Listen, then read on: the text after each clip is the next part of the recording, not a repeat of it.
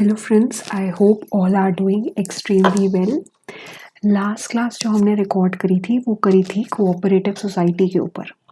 ठीक है, cooperative society के बारे में मैंने आपको qualification of auditor, appointment of auditor से लेके बुक्स एंड अकाउंट्स कैसे मेंटेन करने, ऑडिटर बोर्ड में क्या क्या मैटर्स प्लेस होने हैं, क्या क्या स्केड्यूल्स होने चाहिए, क्या क्या फॉर्मेट होना चाहिए, ये सारी चीज़ें हमने डिस्कस की थी। ठीक, और ये भी समझाया था कि मल्टी स्टेट कोऑपरेटिव सोसाइटी क्या होता है, क्योंकि हमारा अगला टॉपिक जो हमारे इस चैप्टर का एंडिंग टॉपिक है वो है मल्टी स्टेट कोऑपरेटिव सोसाइटी। तो उसके बारे में मैंने आपको बुक्स एंड अकाउंट्स के कॉन्टेक्स्ट में बता दिया था कि जैसे नॉर्मल एक कोऑपरेटिव सोसाइटी के रूल्स के हिसाब से बुक्स एंड अकाउंट्स मेंटेन होते हैं, सिमिलरली वैसे ही मल्टी स्टेट कोऑपरेटिव सोसाइटी में मल्टी स्टेट, क्योंकि अलग अलग स्टेट में कोऑपरेटिव सोसाइटी एस्टैब्लिश्ड है, तो हर एक सोसाइटी को जितना पैसा वो रिसीव कर रही है, खर्च कर रही है, जितनी उसकी सेल परचेज है, जितने उसके असेट लाइबिलिटीज हैं, सबके कॉन्टेक्स्ट में उसको बुक्स एंड अकाउंट्स मेंटेन करने ज़रूरी हैं। प्लस अगर वो कोई प्रोडक्शन या प्रोसेसिंग एक्टिविटी कर रही है तो उसके रेलेवेंस में भी बुक्स एंड अकाउंट्स मेंटेन करना ज़रूरी है। फिर मैंने क्वालिफिकेशन ऑफ ऑडिटर के बारे में भी आपको समझा दिया था। और रही बात है अपॉइंटमेंट ऑफ ऑडिटर के बारे में, थोड़ा सा आइडिया देना था कि कैसे ऑडिटर का अपॉइंटमेंट होगा। तो सबसे पहले तो जो फर्स्ट ऑडिटर का अपॉइंटमेंट होगा वो बोर्ड यानी कि बोर्ड ऑफ डायरेक्टर्स खुद अपॉइंट करेंगे within 1 month of the date of registration of such society. ठीक है, और ये ऑडिटर जो अपॉइंट होगा ये होल्ड करेगा office until the conclusion of first AGM, यानी कि जो फर्स्ट एजीएम होगी उसके खत्म होने तक फर्स्ट ऑडिटर अपनी पोजीशन होल्ड करेगा। अगर बोर्ड पावर्स अपने एक्सरसाइज नहीं करता है, अपॉइंटमेंट नहीं करता है, तो ऑडिटर का अपॉइंटमेंट जनरल मीटिंग में खुद सोसाइटी करेगी, यानी कि सोसाइटी के मेंबर्स करेंगे। देखिए, इसमें मतलब और जो भी डिस्कशन है अपॉइंटमेंट ऑफ ऑडिटर्स का वो आपको सिमिलर लग रहा होगा कंपनी ऑडिट से, because in the company audit same thing was written when we were studying appointment of auditors. If the board fails to appoint then the members will be appointing the auditor. ठीक है, the case में very in context of government auditor, sorry auditor in case of government company और auditor in case of other than government company. ठीक है, but the general rule was saying the same thing which has been mentioned here. If the board fails to appoint, then the members will be appointing. Now, what are the powers and duties of auditors? Now, see, what happens is, like in whichever organization auditor gets appointed, whether it be society, partnership firm, proprietorship firm, trust company, anything, any kind of organization, first and the foremost thing is that that particular auditor shall be having access to all the books and accounts, since he has been appointed in a legitimate manner, in a legal manner. ठीक है, he has been appointed through acceptance letter, appointment letter. His scope has been defined, which gives him powers. ठीक है, which transfers all the powers of having access to the books and accounts, the vouchers, the documents, the information, even the branch accounts if he wishes to see them. Other than having access to books and accounts, that particular auditor will have the full right to interrogate any of the employee of that particular company, society, any organization. He has the full right to ask questions from them related to the internal control, if any weakness has been observed, blah blah. So the main points, like first was having access to books and accounts, and the second was extracting out information from the employees, from the management of the company or the society.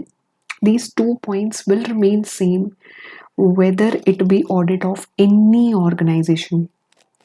So these two powers are fixed, ठीक है, they will not be changing, because whether you are studying audit of cooperative society or audit of any other organization, these two powers mentioned have been mentioned that they will be definitely given to the auditor.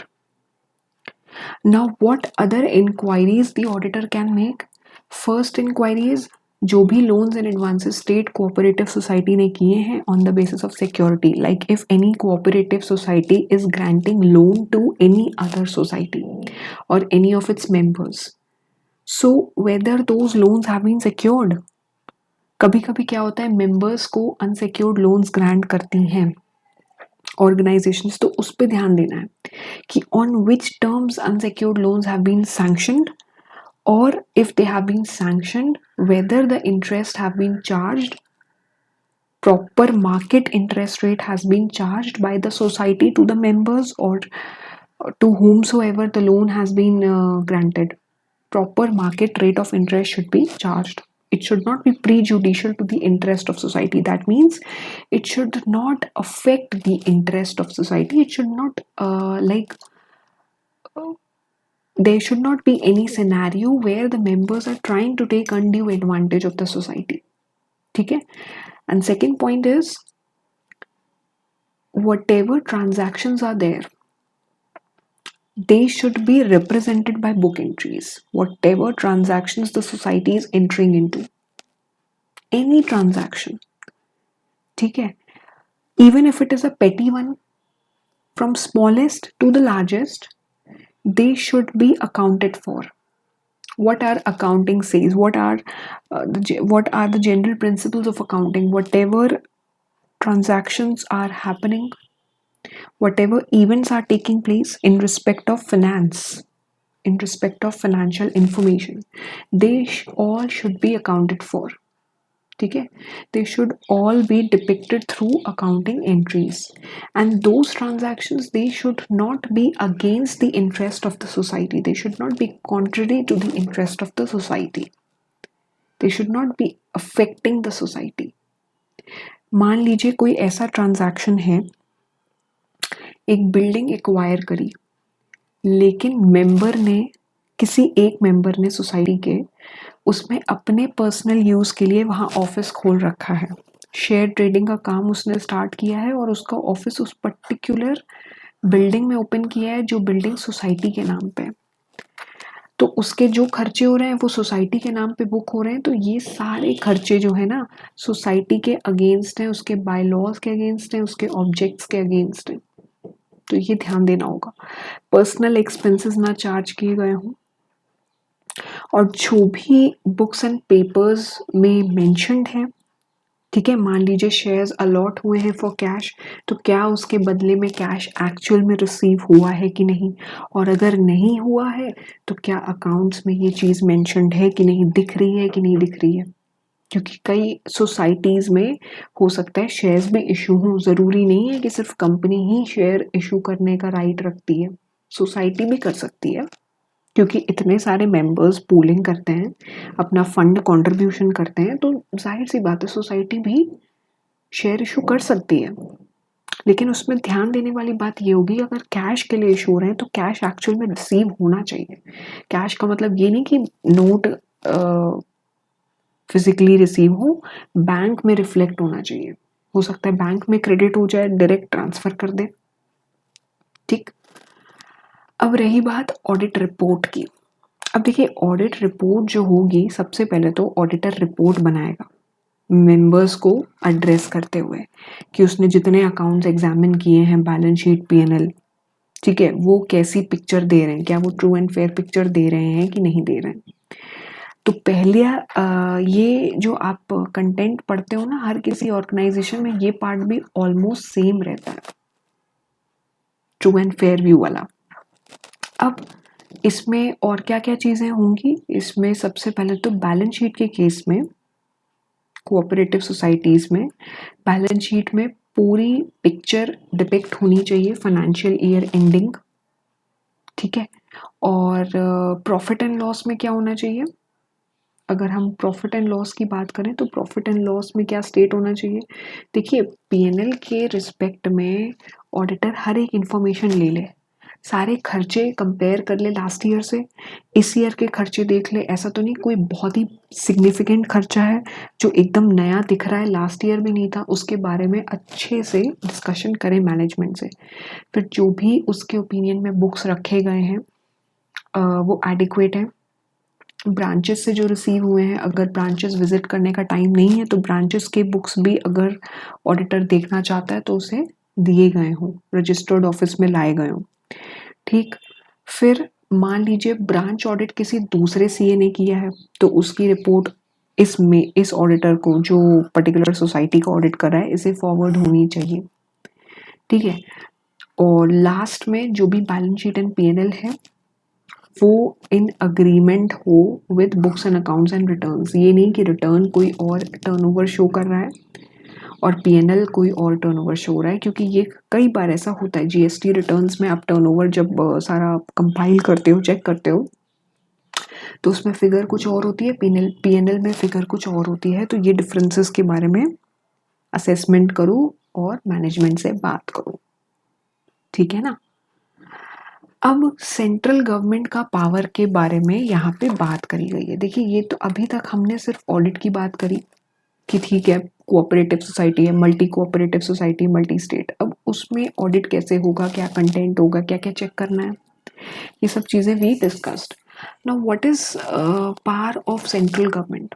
Now see what happens is, if the multi state cooperative society is not functioning well, ठीक है, it is not working as per the bylaws और as per the act, or it is not following the business policies in a proper manner, it is not showing accounts in the manner which is required, ठीक है, plus frauds अगर commit हो रहे हैं, management is indulged in frauds और मैल practices, तो उस case में सेंट्रल गवर्नमेंट स्पेशल ऑडिट करवा सकता है। क्योंकि देखिए, जितने भी कोऑपरेटिव सोसाइटीज हैं, कंपनीज हैं, इनमें पब्लिक का पैसा लगा होता है, इसलिए इसमें ना फ्रॉड होने के चांसेस ज़्यादा होते हैं और गवर्नमेंट को कुछ ना कुछ रेस्ट्रिक्शंस प्लेस करने पड़ते हैं कि ये सोसाइटी जो है अपनी लिमिट क्रॉस ना कर पाए,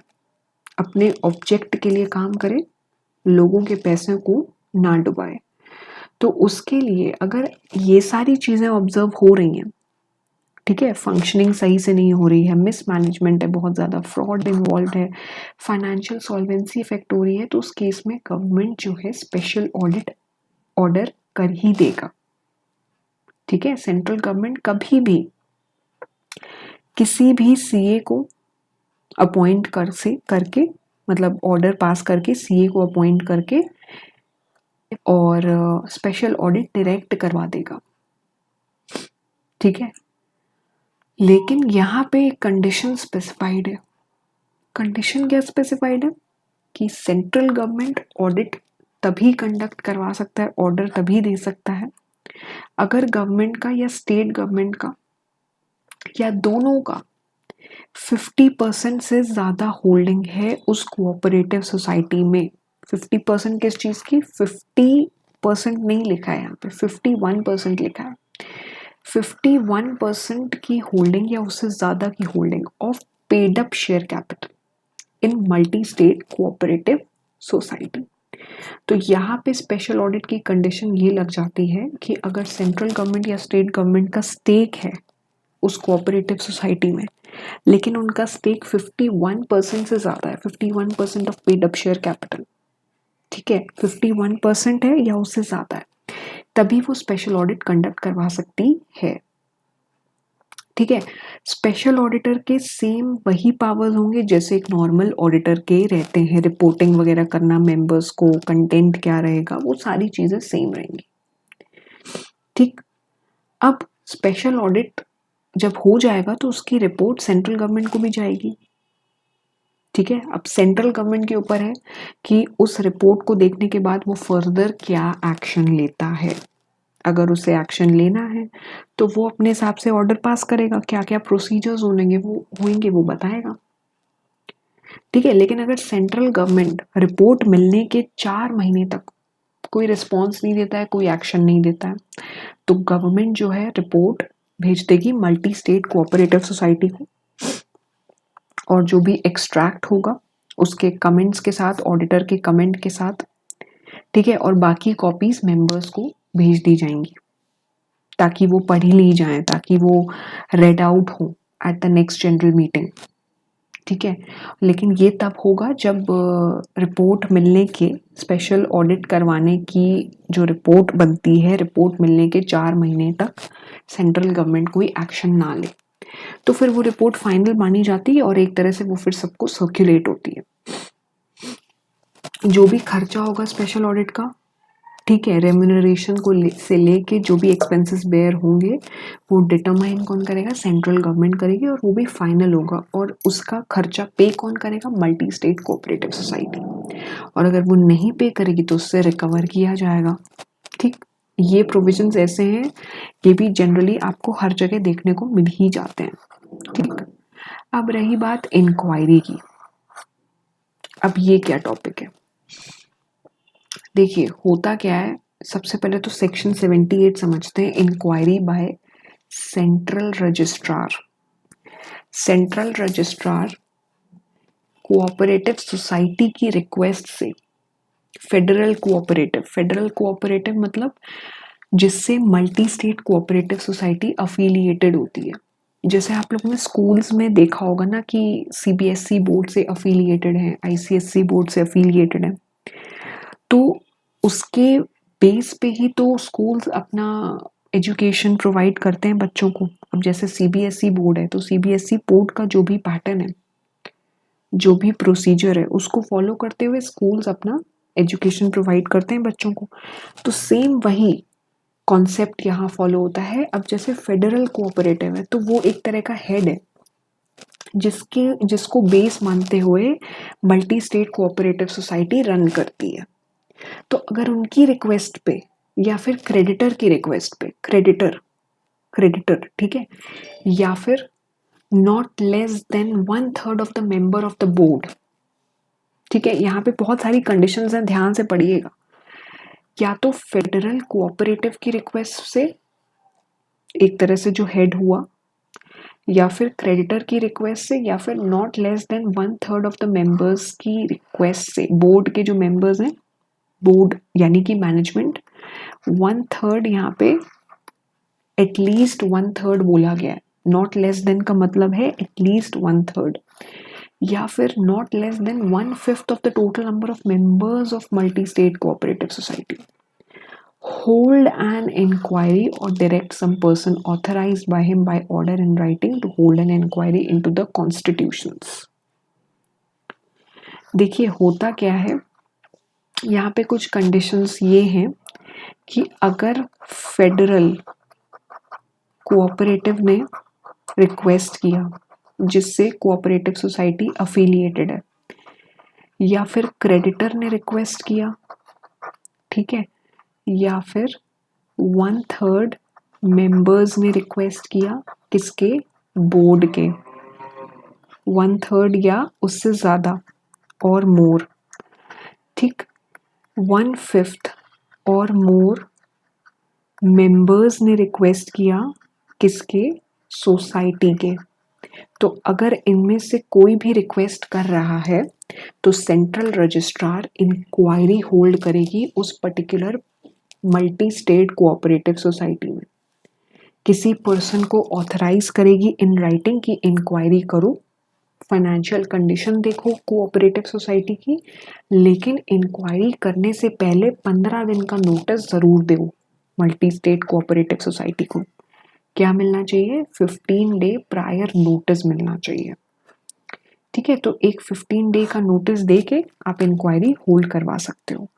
अब देखिए सेंट्रल रजिस्ट्रार जिसे ऑथराइज कर रहा है एक तरह से इंक्वायरी करने के लिए, तो उस पर्सन के पास क्या पावर्स होंगी, उस पर्सन के पास फ्री एक्सेस होगा, बुक्स देख सकता है, अकाउंट्स देख सकता है, सिक्योरिटीज कैश दे सकता है, किसी पर्सन से पूछताछ करनी है तो उसे कॉल करके उससे मंगवा सकता है, ठीक है, एक तरह से वही सारे पावर्स हैं जो एक ऑडिटर के पास होते हैं, लेकिन थोड़े से ब्रॉडली डिफाइंड है, क्योंकि इंक्वायरी हो रही है, यहाँ ऑडिट नहीं हो रहा है, ये मैटर थोड़ा हाई लेवल है।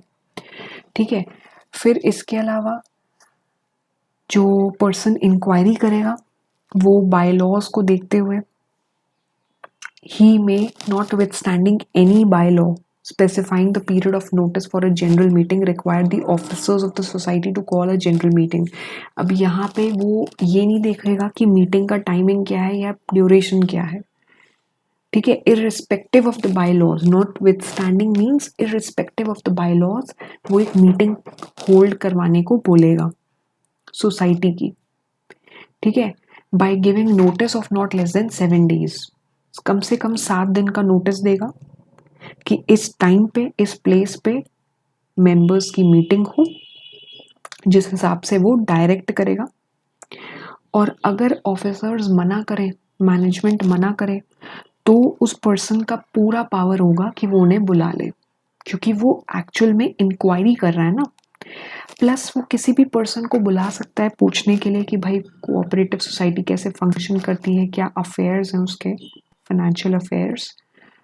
और अगर उसे ब्रांच एग्जामिन करनी है तो उसके लिए भी वो डॉक्यूमेंटेशन ले सकता है, मंगवा सकता है।